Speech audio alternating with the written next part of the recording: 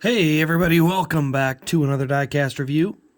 Today we are taking a look at a all-new release for the Checkers or Wreckers line.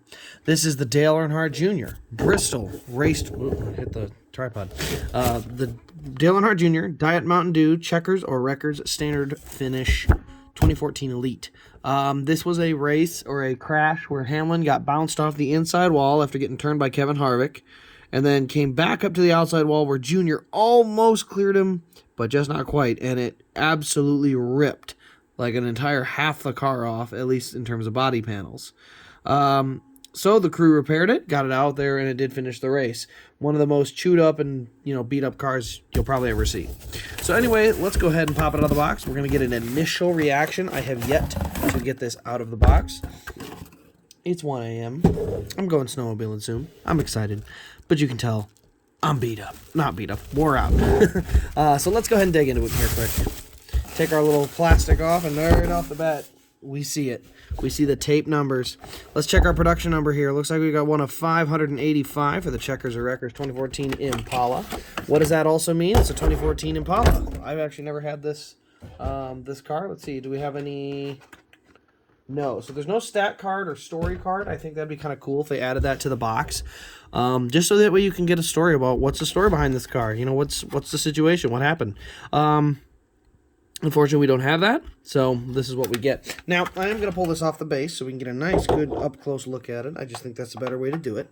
But yes, this car did run at the Bristol night race. As said, Kevin Harvick and Denny Hamlin were fighting for the lead. Harvick basically got just a little bit tight on exit, ended up hooking Hamlin on the straightaway, putting him head-on into the inside wall. He bounced off it, got basically turned and was going back the other direction, ended up going into the outside wall, but not before Dale Jr. just clipped him. I mean, and when I say just clipped him, it was close. And as you can see by the car, it ripped the entire left side off it. Like, there was foam laying everywhere, made an absolute mess. It was just another one of those classic Bristol incidents that, single car spin can turn disastrous just if someone doesn't get checked up in time. So, working on the screws right now. Almost got them. Hope you guys like the new backdrop. I decided to do that this week, so I've got a new backdrop for 2022. There we go. All right, so our DIN right off the bat, by the way, guys, is DIN 580. Wait, what? 582? 582. How many are made? 585. Cool.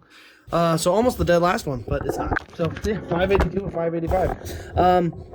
All right, so we got the car off. First thing, obviously, Chevy SS front end. That's obviously new.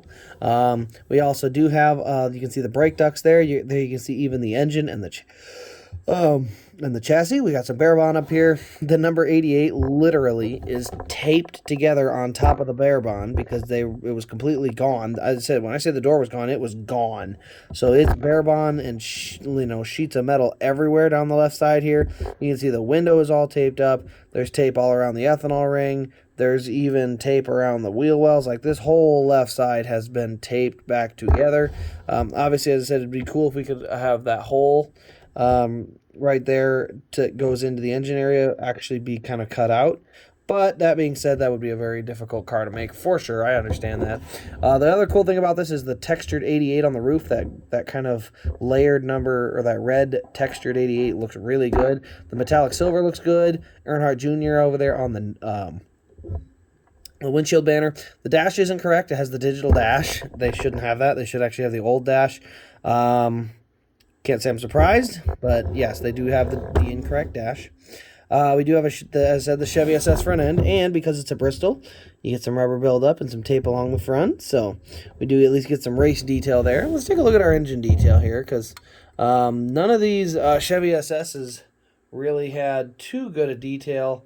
It's just something about the Gen 6 car that was never really that great. You can see, pretty simple. It's National Guard, Mountain Dew, and Chevy, but then we got the silver engine block. It's really the same as any basic Elite today. So we do have our roof flaps here that also pop open on the roof. Like I said, the biggest thing is obviously this left side having all of that damage on there. We also have these marks, that mark on the Goodyear tire, that white spot. Not sure what that is specifically. Where that was came from or where it was taken at, I don't really know for sure. So that mark's a little confusing. We go to the back, you can see we've got the only diet with dew in it, and then we got the spoiler here with the clear top. That was actually way taller in 2014. There you can see we've got the clear tube, the fuel cell, and also a black tube in the rear of the car. Onto the right side, you can see we do have some marks here. Got into the wall, so we've got some wall marks along the National Guard. We got Diet Mountain Dew. Then we got the number 88 with that metallic green behind it, which, by the way, looks really good. I mean, that looks awesome. You can see some marks from the wall there. The Kelly Blue Book's a little scuffed up. Right there on the number is a little scuffed up. You can see Sprint Cup Series. We got Coors Light Pull Award. He's got 3 win stickers up here. Yeah, three? Yeah, he had 1 Pocono too.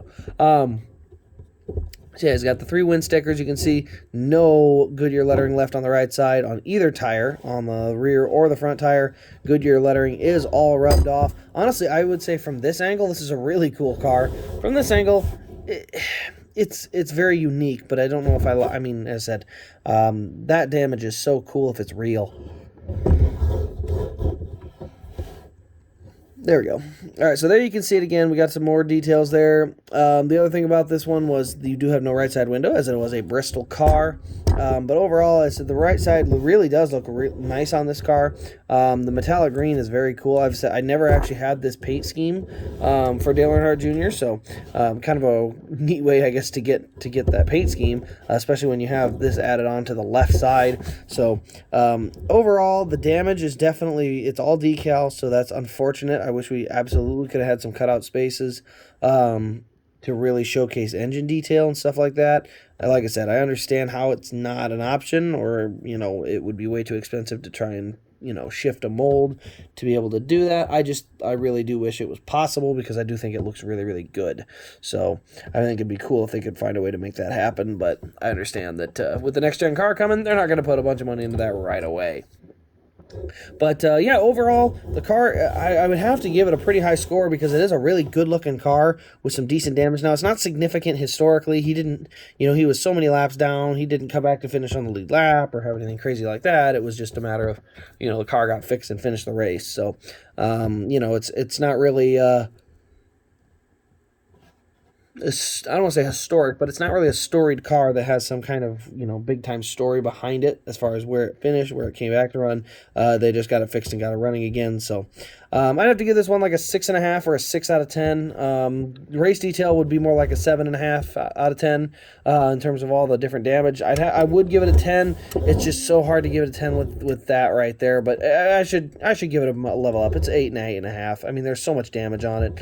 You know, even if the nose is lacking a little bit, still overall a really nice car. So I give it an 8 out of 10 there. But overall, guys, this is pretty much all I got to show on this car. Let me know your thoughts in the comments below. Turn on the bell, subscribe, all that fun jazz. If you're interested, I have a few of them on the website at rasdiecast.com. You can check them out in the link below.